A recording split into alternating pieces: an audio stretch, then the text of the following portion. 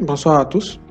Dans cette petite formation d'aujourd'hui, nous essayerons de voir comment est-ce qu'il est aisé de donner un cours avec Microsoft Teams.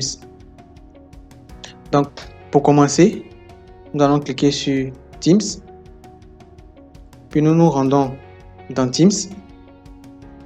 Sur Teams, nous allons choisir la classe concernée. Pour ma part, c'est la classe de sciences.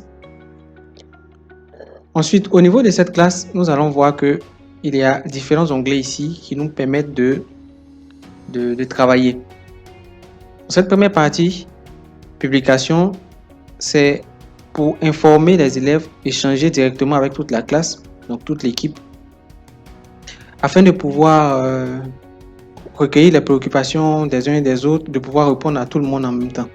Donc si nous voulons faire une analogie avec la classe réelle, c'est lorsque le professeur entre dans une classe, il peut échanger avec tout le monde, poser une question à la classe et n'importe quel élève peut lever la main et répondre. C'est de la même manière que nous utilisons publication dans Microsoft Teams.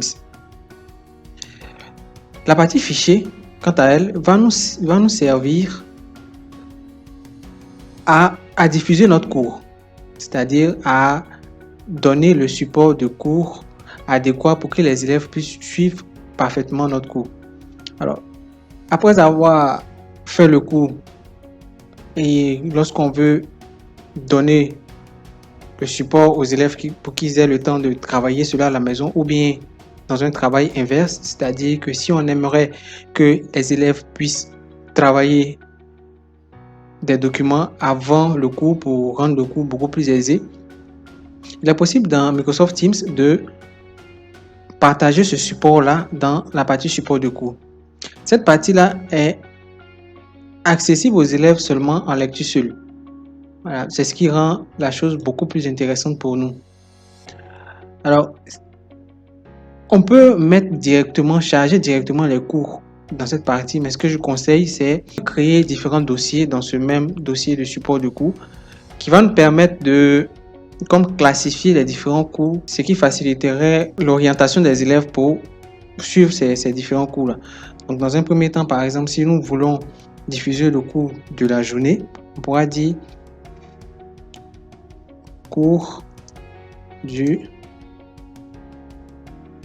11 mai.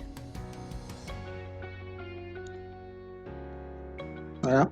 Donc, dans ce dossier cours du 11 mai, on pourra mettre aisément tous les cours ou tous les supports, ou tous les éléments qui pourront servir pour le cours du 11 mai. Donc, une fois que nous sommes dans ce dossier cours du 11 mai, nous cliquons sur charger. On nous demandera qu'est-ce qu'on veut charger, un dossier ou un fichier ou des fichiers. On va cliquer sur des fichiers. On va se rendre dans la partie où on aimerait charger ou on aimerait récupérer le cours. Donc, on va cliquer ici par exemple sur cette image là parce que j'aimerais partager cette image là. Je maintiens CTRL pour choisir un autre fichier parce qu'on a la possibilité aussi de choisir plusieurs fichiers simultanément.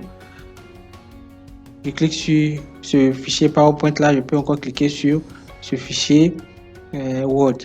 Donc je clique sur ouvrir. Automatiquement, on voit apparaître là comme 3 éléments qui sont en train de charger. Donc tous ces fichiers là viennent comme ça de charger dans le dossier. Bien. Donc ici, nous venons aisément de partager notre cours.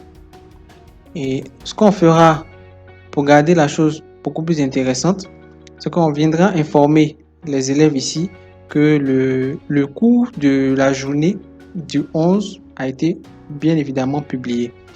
Donc, on peut écrire un message simple ici. Bonjour.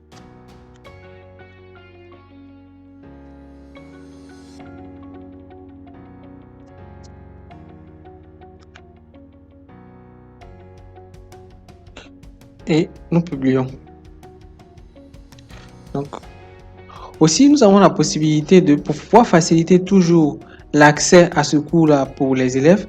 On peut aussi leur partager directement le lien du cours.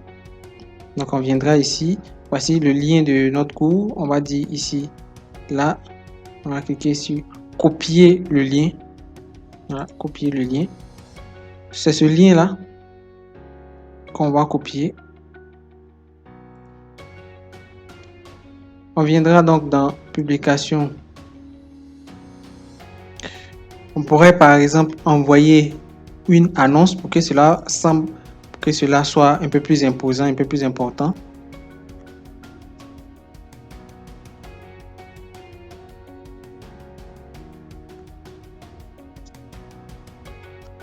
Veuillez consulter le cours ici et là, encore le lien qui leur permettra facilement de pouvoir avoir accès simplement en cliquant sur ce cours-là.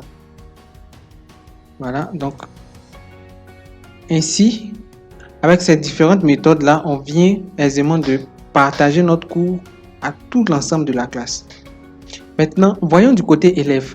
Que se passe-t-il lorsqu'on vient de leur annoncer que nous avons fait un cours et qu'ils doivent aller consulter ce cours-là? Bien. Dans notre classe, nous avons un élève. Voilà. Vous voyez ici que le nom du compte a changé. Voici. Thibaut professeur a écrit « Bonjour, le cours de la journée est disponible ». Ensuite, Thibaut professeur a envoyé encore cette information du cours du 11 mai.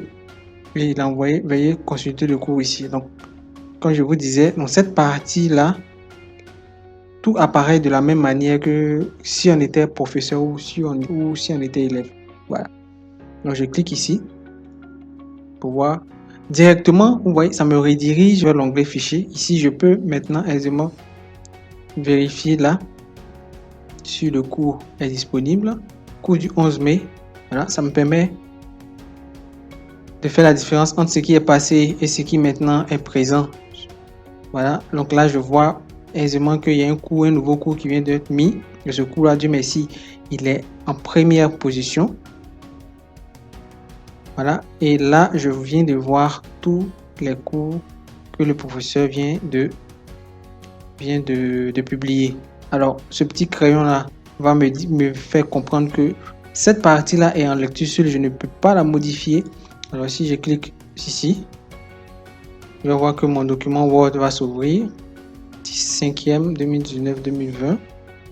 Donc, voilà le cours. Je peux aussi tout simplement conserver pour pouvoir travailler à la maison.